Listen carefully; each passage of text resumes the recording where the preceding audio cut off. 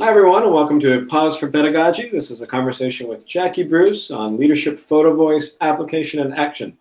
My name is Dan Jenkins, and I'm Chair and Associate Professor of Leadership and Organizational Studies at the University of Southern Maine and co-editor of Pause for Pedagogy.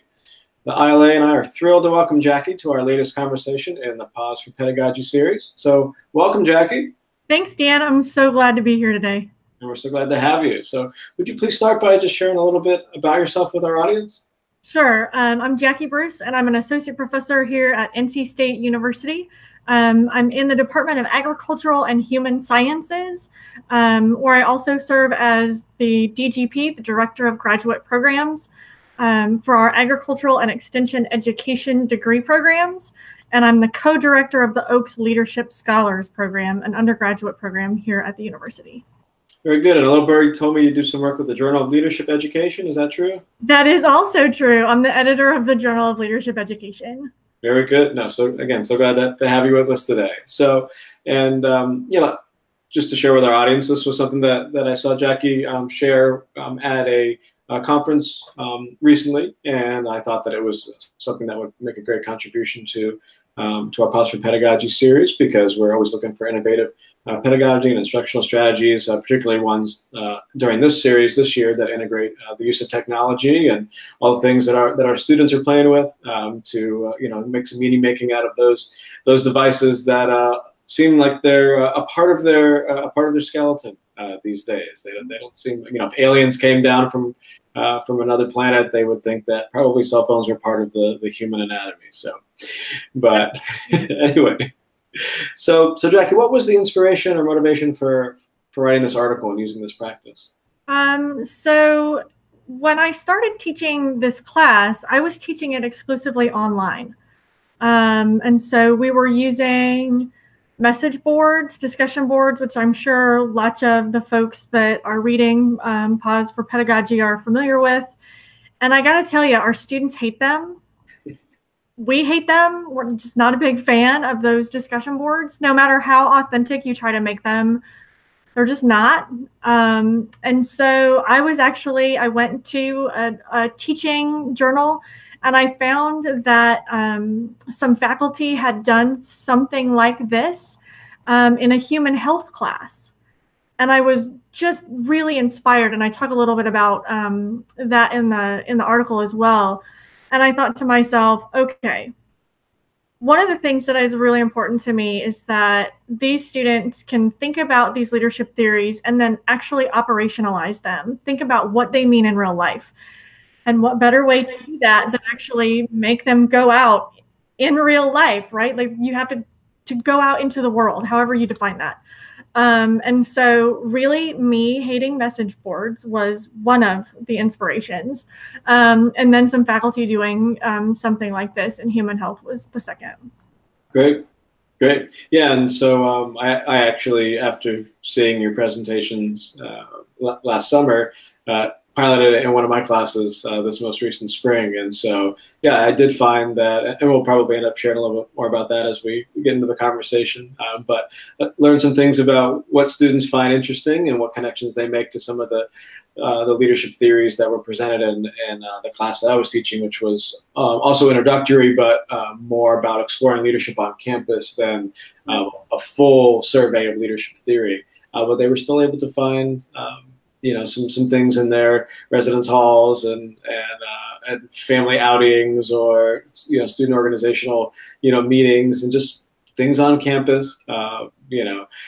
However, they were always pushing back on, well, can't we just take an image from something that we've already done, or from our Facebook feed or Instagram, or and so no, you need to, let's get more creative, let's find something in your own environment. So that was interesting, give and take. So for sure. I think learning what their own environment has been an interesting foray and a side bonus, I guess, of this practice. That's right. So tell me a little bit more about the PhotoVoice guided reflections practice, or the PGR, that you used in your classes. What lessons have you learned about teaching leadership from this experience? So a couple of things. When I decided to have them do the PhotoVoice, I knew I couldn't just turn them loose, right? You got to give them some guidance. And so I decided to be more ambitious than I thought I should be. And I gave them a set of 5 questions that they would need to answer. And so they get the same set of 5 questions each time. That's in the article. And what I learned is, when I compared what the students were doing with the photo with what they had done in previous classes when there was no photo and it was just sort of a respond to a question, their writing was richer. And I think the image drives that, right? We love to write about and talk about the people that we know and the people that we care about and the things we care about. And so there was just a deeper sense of reflection, a deeper sense of richness. And one of the things that I really appreciated were all the students who have said, now that I've done this for several years, is all the students who say, I never thought of my mom as a leader. And then I took this class and you made me go out and take pictures, but she totally is. And here's why. This is what she's doing. Or I never thought of my roommate as a leader, but I watch him now and this is what he's doing. Those aha moments, I think, have been just a huge pleasure in terms of certainly from the pedagogy side. And I know, Dan, that's what I'm supposed to be talking about. The fact that they are writing more richly, they are reflecting more deeply, and that is obviously indicative in the writing. But I think the fact that they are demonstrating that they are seeing leadership in ways that they were not before, that leadership is not sort of this out there thing that's not for them until some, fairy appointed time when they are adults in the real world later. They recognize that it's happening. They are in it. They are doing it. The people that they know and that they love are doing it. And I think that is a really fantastic part of this. That's great, yeah, and just thinking about the relevancy to their lives versus, a case study in the book or, whatever example that the author in another textbook may have provided, or even, if you're integrating current events, none of those are as relevant to the student as their own friends and family and pets and, trips and other experiences and extracurricular, et cetera, yeah. That's one of the things that the students have also appreciated. Sort of another kind of sidebar that's been such a wonderful bonus of this is the students are getting to know each other in ways that they wouldn't before. It's pretty easy to sit behind a computer and sort of hide behind your little avatar and type, 2 or 3 sentences to this discussion board. But they're really being vulnerable on some level as they share photos of themselves and their families and their significant others and their pets, and getting to talk about that and the connections that they're making together as they say, hey, I saw you wrote about your mom and my mom is doing something similar and I really appreciate that. Or one of my students, his great grandma is 101. Oh my. And is the matriarch of this family, feisty as ever, seems like such a delight in the way that he wrote about her. But that post and that photo garnered dozens of comments as students were like, I remember my grandma, I love my grandma, I appreciate my grandma more because your post made me think about my own grandma. Like, it's just fun stuff like that is, again, an added side bonus to this, because it's making them bring these concepts home. That's great. So, I'll ask this question both for selfish reasons, since I've been piloting this, and also for our audience. But what advice would you give to leadership educators interested in integrating these the PhotoVoice guided reflections into their classrooms, their workshops, their programs? What would you suggest? Have a set of parameters about what kinds of photographs and how you take photographs. Have that up front. You will need it. That was probably the big thing, is being able to share with them very quickly, like, Please do not be a paparazzi with a long lens. Like, you cannot take pictures of people if they don't know you're taking pictures of them. Make sure that you're asking. And it was really funny. One afternoon, I was lecturing in a separate class, and I'm lecturing, and as odd as this sounds, my classrooms are tech-free zones. So I don't normally have students who have technology out, but I'm lecturing and I'm in the zone and I have my clicker and I'm looking around and I'm chatting with students, and all of a sudden I see a student and they have their phone out on their lap and it's clearly pointing at me, and the student has like leaned back in their chair and like you can see like they're trying to get a picture, and I'm like, what are you doing right now? And the student said, my roommate's in your other class and he wants to use your picture for this. I'm like, you can't use me. Like, it's not the rules. Like, he's supposed to be taking the picture, and B, you can't use me. So have some parameters about pictures. That's the first one. What can you take? How can you take photos? Again, paying special attention to, if you're taking pictures of people that they know you're taking them, you have their permission. We give them a photo release that they can use if they're at an event and they want to take pictures of the event. That's the university photo release form. And then we have the TA of the class teaches them how to fuzz faces, so that if you have someone and you just have to have this shot, but you can't get everybody's permission for whatever reason, you fuzz their faces so that they're not being taken advantage of in that way. I think also being able to talk through students about the fact that they don't have to be Ansel Adams or Annie Leibovitz to take photos. This is really about them just going out into their world. They're so tech savvy. But when I asked them to go and take these pictures, it was amazing to me how reticent they became. Like, am I going to be good enough? Are my pictures going to be good enough? And I always tell them, as long as I can tell what your picture is of, I'm not looking for, Ansel Adams or Annie Leibovitz photo quality, right? Like, this is you taking a picture of something that you care about or something that you feel strongly about or something that is demonstrative of what we're doing. Right. So those two are the big things. And then the guiding questions grew and changed and tweaked a little bit from the very first time that I used them.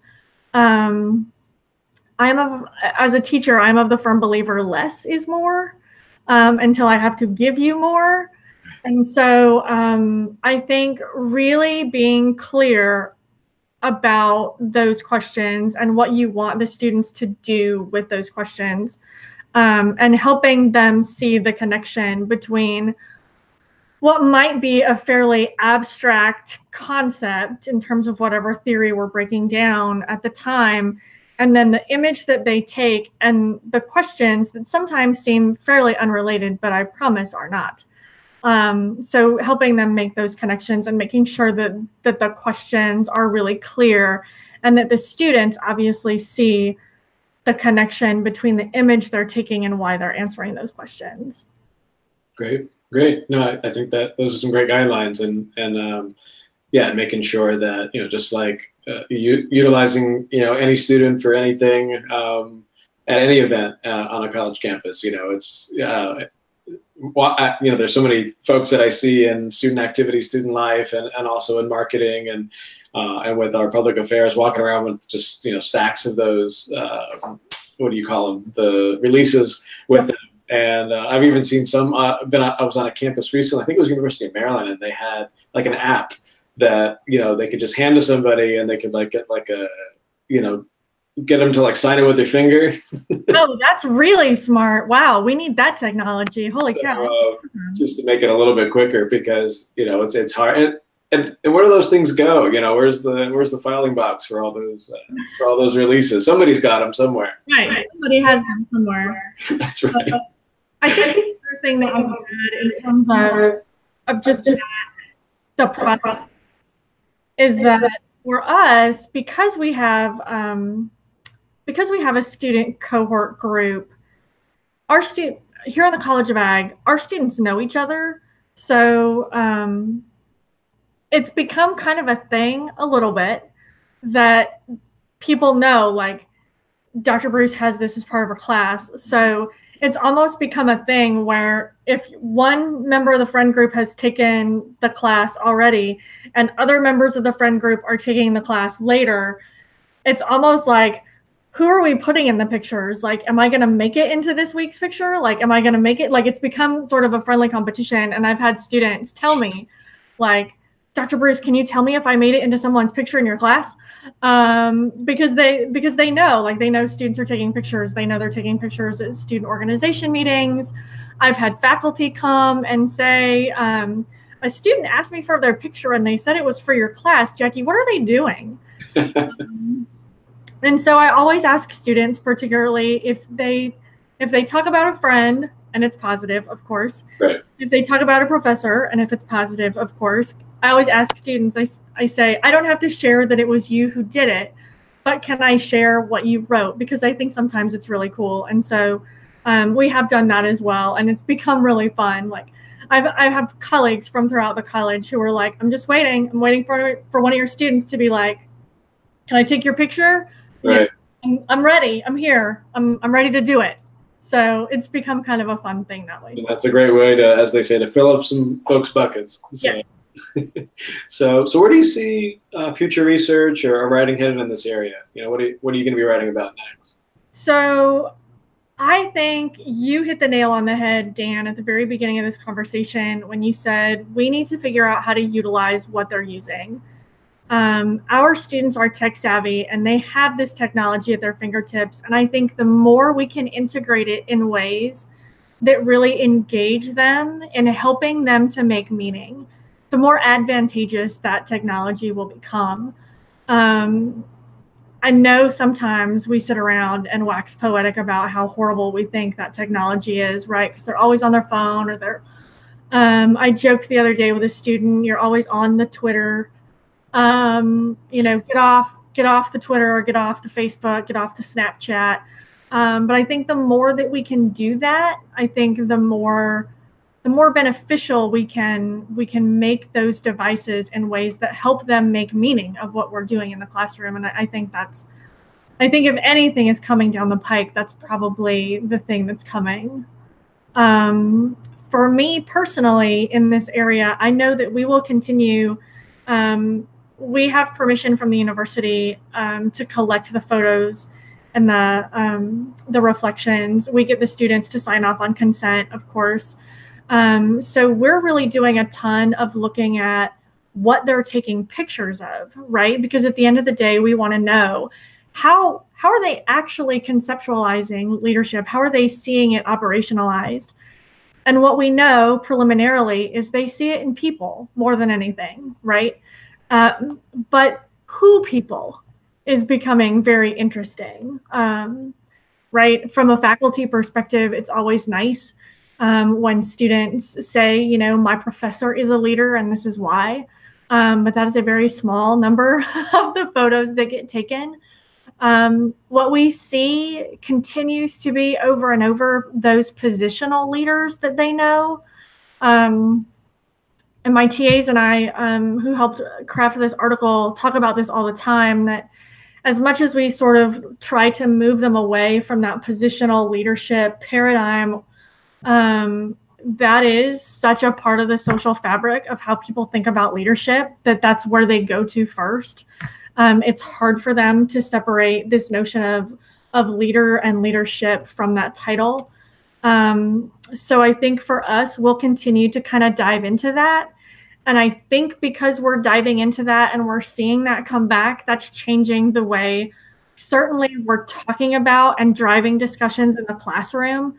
Because it's easy, you know, when you say to your students, and Dan, I'm sure you do this, when you say to them, who are you thinking about? You know, when you think about the word leader, or you think about somebody who is authentic and who is a leader, who do you think of? And so we've been very intentional about, you know, they can say, oh, you know, this person or that person, but if they're using titles and they're using those positions, we've been really intentional about kind of poking at them and saying, okay, now who without a title, you know, is a leader, to kind of move them away from that positional aspect. So I think for us, we'll continue exploring that, using these images to leverage understanding how they're making meaning and then helping them make meaning in different ways, if that makes sense. No, that's fascinating. You know, what a fun qualitative research project to be engaged in. How many photos might you need to collect to do a really thoughtful analysis, and certainly what themes emerge. What is it? Certain family members? Is it certain friends in certain contexts? And certainly thinking kind of big picture, assuming that, well, you have all these photo releases, wouldn't it be fun after, maybe 5 years or so of collecting these to put them on display in like one big, installment, or maybe, I don't know if there's an art gallery or something to that effect on campus, but, I remember seeing something like that.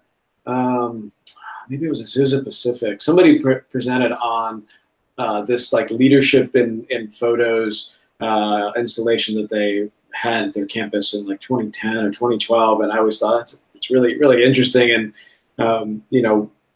but it was all in black and white, and so and it was very, very different. It was more nature and things like that. But how powerful would it be to be able to display all these students metaphors and things in their environments and how they represent leadership and what they're going through your program. So I've said several times that we need to figure out how we're going to do that. And that one of the things that would be really powerful for me if we did is to have the contact information for all the families, because it has been so family centered. I joke all the time as a mom, like I want to personally shake every mom's hand because they are the unsung heroes of this leadership class. They're the ones who are getting singled out so many times. And so we're really thinking about that is what happens. I joke that I'll keep doing this voice until technology comes along. Photos aren't just before. It has been a great way to see how they're operating and making meaning of these concepts. That's great. Anything else you'd like to add or share about this practice? I'm just so excited to have been asked to do this. I think this was really such a fun project. It's really made such a difference for my students, and I hope that it can be useful for some folks if they decide to try it out. So thanks, Dan, for the opportunity. You're welcome. Thanks so much for joining us today. And just a reminder for our audience, the Pause for Pedagogy is an initiative of the Leadership Education Member Interest Group of the International Leadership Association, and articles and videos are available at www.ila-net.org, and you can follow us on Twitter at @the_ILA. Thanks so much, Jackie. Thanks, Dan.